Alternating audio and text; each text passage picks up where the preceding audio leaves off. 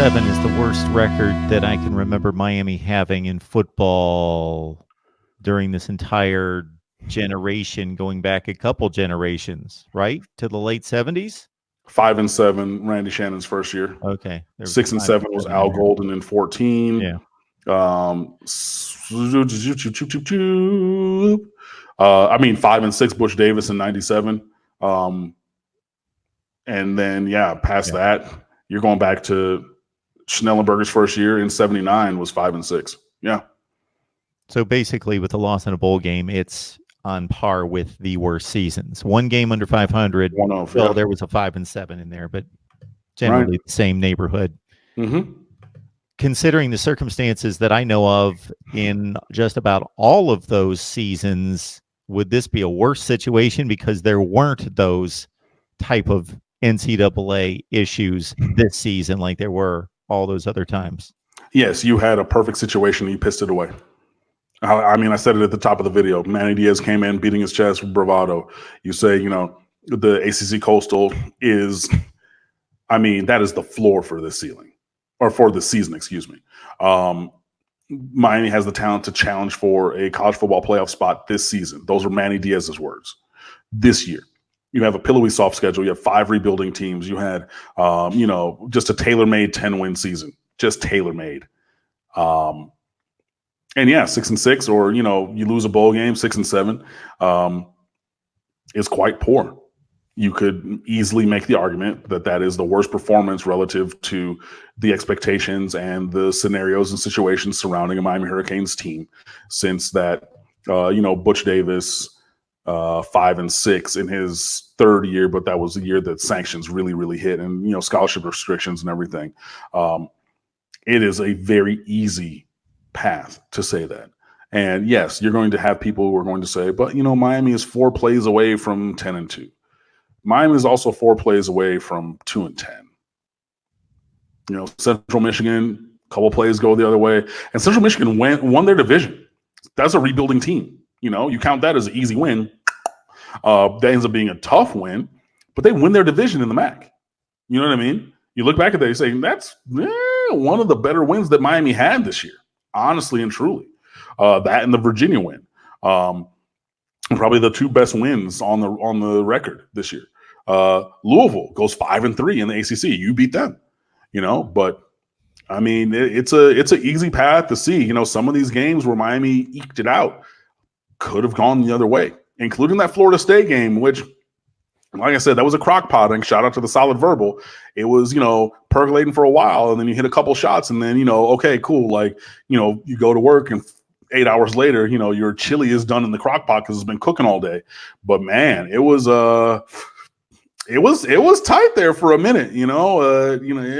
Luckily the defense was just absolutely locked down against Florida State because they're terrible. But things could have easily gone the other way. So you put all that together, it is not a hard mental exercise to get to the point that this is really, really, really a legendarily poor performance from the Miami Hurricanes from top down this season.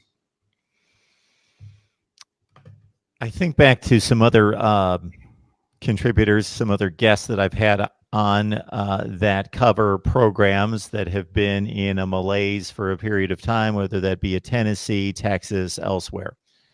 And there are certain things that happen during the off season that can lend itself to hope. Obviously, you change coordinators, you change head coaches, you have a good recruiting class. All those things are certainly very important. Have you gotten to the point, though, because I've heard this out of some of the mouths of some other guests, have you gotten to the point where regardless of what happens this off season, certainly you're going to respond optimistically to some news and pessimistically to other news? So not saying that, but where you need to see it on the field, regardless of what's said, what's done, that's going to get some people hyped up and ready for 2020, that you're going to have to see noticeable change on the field. I'm absolutely there. Y'all know that I'm from Detroit, but in this exercise that Mark is talking about, I'm from Missouri. You got to show me. I'm not going to believe anything that you say, period, pointblank.com into story. Just because, when Al Golden was here, you played the depth chart games. You know what I mean? Like, he waited until Game of Thrones started at 9 o'clock, and then that was when the SID, like 3 SIDs ago, was literally at 9 o'clock when the credits started rolling. That was when he was empowered to put up the depth chart. And you're playing games during practice. Oh, this guy is going to be over this guy, and then like, oh, he aced his test this week, or he didn't miss any class. So like, doing all those kind of things. But then it came Saturday, and then you knew the guys who were going to play played. You know what I mean? So you can talk this game, you can say all these different kind of things, whatever. Oh, there's optimism around the program, and this guy looks really good, and Matt drills went really well, and blah blah blah blah.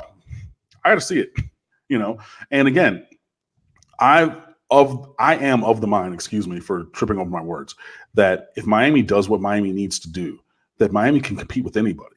The fact of the matter is Miami has not done what they need to do. And you can watch all the videos that I've done with Mark, even from my old apartment with, the couch in the background and all that kind of stuff. You can watch them all. And I just stand steadfast on that. But for me to believe that it's going to be different, I got to see it first. I just do. So the freshman coming in, expected to be signed, I guess, is what Antonio Woods is asking about in regards to freshmen coming in this year. So we will see them signed mostly in December. About 75 to 80% of the class do you expect to be signed in a few weeks as opposed to in February? Yeah, it's like the vast majority of the commits right now are going to sign in December. And then of the commits, like 15 are going to enroll in January, like 13 or 15 or something. Like 2/3 or 3/4 of the class are going to be here for spring ball. So I think that there are going to be a couple who find their way onto the field. I wish that we had a couple big time cornerbacks in this class already, and we're getting them on campus. Excuse me, here in January, because there's playing time to be had at corner. But yeah, I think that jobs are there to be had. And, these young guys are hungry. And, a lot of things that people are talking about, including Manny Diaz, the 2020 recruiting class, they're going to stick together. They have this group chat where they're like, oh, we're going to be the group that changes things. We're going to be the group that whatever. I heard that from the 16 recruiting class with Shaq Quarterman. 16, 17, 18, 19. Yeah, with Shaq Quarterman and Mike Pinckney then. Is the program in a better place than when they got here? Yes, but barely. It's debatable. Exactly. Mark's reaction. It's exactly. But they were 2016. They were the 2016 class that played the last 4 years. Yeah. Is the program in a demonstrably better place than it was then? Maybe, debatably. You know what I mean? So I've heard this before. I've seen this movie before. They're coming in, they're going to say these things. But to the question, do I think that a couple of these freshmen who are coming in now can start? Absolutely, because there's starting jobs to be had. Yeah, the 2015 team was quarterbacked by Brad Kaya, the disaster at Clemson, but to their credit, they played the last few games of the season and made a bowl game. They played well down the stretch after they lost the Clemson game, right? They played okay. Yeah. Larry Scott went 4-2 as interim coach. That was, backed up with the Duke win, with the return the week afterwards, and things like that. They played okay afterwards, but 9-4 Mark Richt's first year, 10-3 the second year. 10-0, and then it fell apart. And then last year, but it's really negligible how much better the program is right now than when that class came in. So now we have a new class 4 years later, the 2020 recruiting class, saying, all right, we're going to be those guys. Heard it before. 2016 heard it. 2018, when the 2018 recruiting class, those guys are redshirt freshmen and true sophomores. We wrote a piece on State of the U earlier this year. That class looks like they're stepping up into being superstars. That's your Mark Pope. That's your D. Wiggins. That's your Brevin Jordans, of the world. That's your potentially Jaron Williams's, you know what I mean? That's your Gregory Russo's, your Gervin Halls of the world. So they're DJ Ivey, Al Blades in that same class. There's a lot of guys in that 2018 class who are starting to make plays also. So, it's like every 2 years, oh, we're going to be the guys. Oh, we're going to be the guys. Oh, we're going to be the guys. And there's like a couple here and there. but there's not that 2008, 2009 Alabama recruiting class that's just like whoosh and changes everything. I really hope that the 2020 recruiting class is that, but I cannot sit here and believe that sight unseen. You got to prove it to me.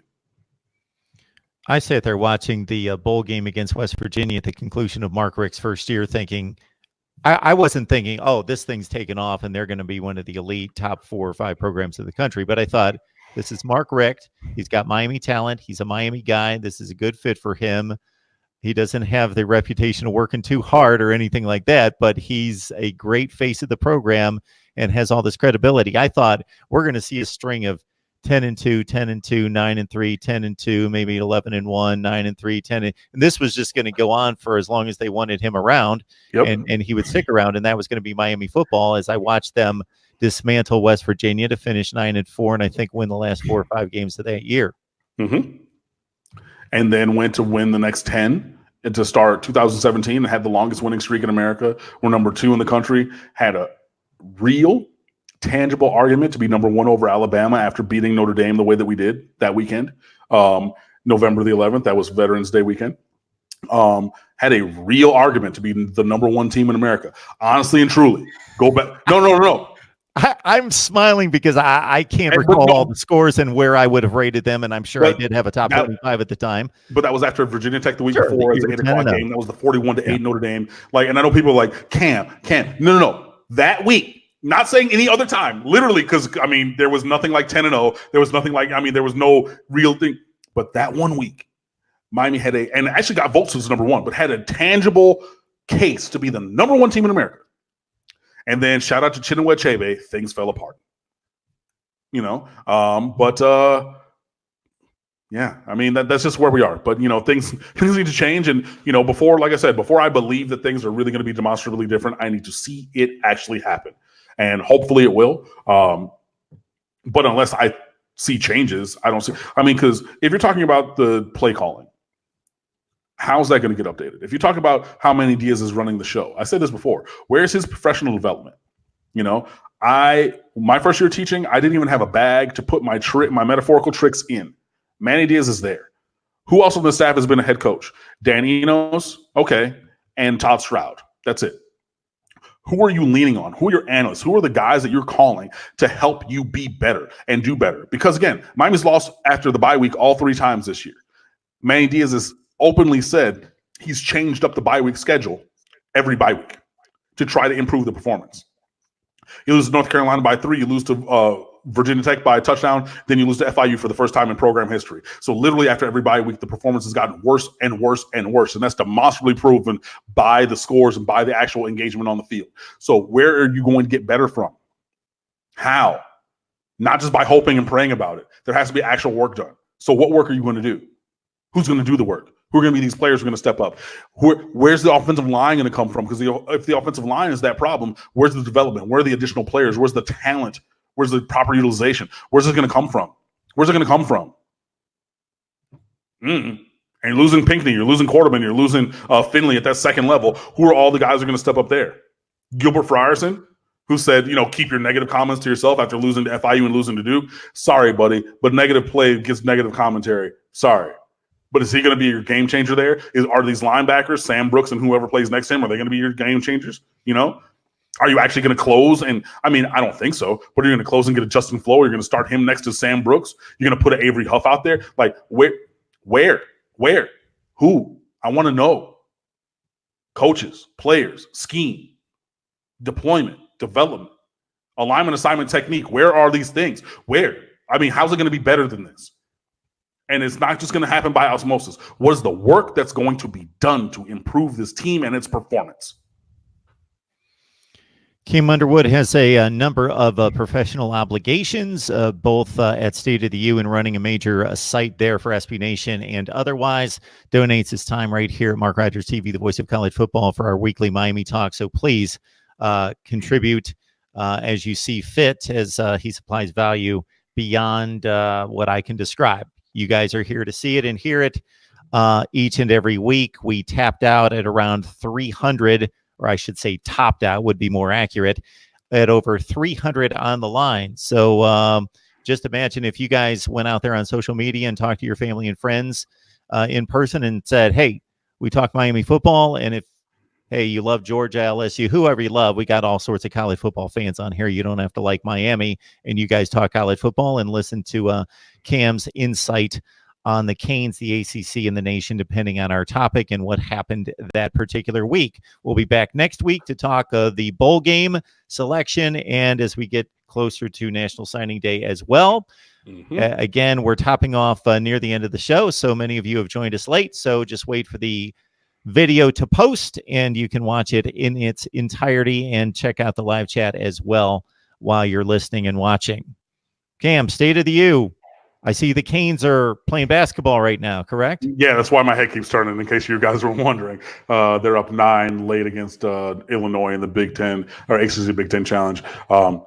2 things before I go. Number one, I now host a daily Canes podcast called Locked On Canes with my boy Fred Perdue. So check us out there anywhere that you get your podcast. That's Apple Music, Spotify, Stitcher, Podomatic, anywhere. Locked On Canes. So that's every single day of the week, or 5 days a week. We take weekends off from recording. So that's one. Number 2, I am happy to announce that after 10 years and a couple of false starts and a couple of death penalties because I didn't get my picks in on time, I am the 2019 ACC SEC Picks League champion. 100%. It's done. There's some people who are competing for 3rd through 7th, but I won it finally. I feel so great to actually have come through and get the victory in this league. We just pick every game with the ACC or SEC team straight up every week, just winners. And I did that the best. So I have the championship and everything. So I'm elated by that. My previous high finish was 5th. But like I said, I had a death penalty in 6 of the other 8 years for not getting my picks in 1 week on time, which takes you out of the running. So there's that. But I say all that just to brag a little bit, but yeah, be sure that you follow us, stateoftheu.com, Twitter, Instagram, Facebook, at the State of the U. My personal Twitter account is at Underwood Sports, in any and all of those places. And for the other things that I've already said, please come fan with us. Thank you for watching the show, and we'll see you guys. That almost makes me back off on this comment, but I'll unashamedly say it anyway. You can get my weekly predictions at the link in the description section below. 58% against the spread, 78% straight up all the top 25 games. Nice. All right, Cam. Appreciate you stopping by, and congratulations on your SEC ACC Pick'em Championship. Thank you. I'm playing "We Are the Champions" in the background. It's not coming in through the through a microphone because it's playing on my computer here. But I appreciate the support and everything. And Mark, it's always a pleasure. But we'll see you guys next week. And Michael Love, thank you so much for the contribution. We'll hopefully see everyone back here next week. Be looking for those notifications.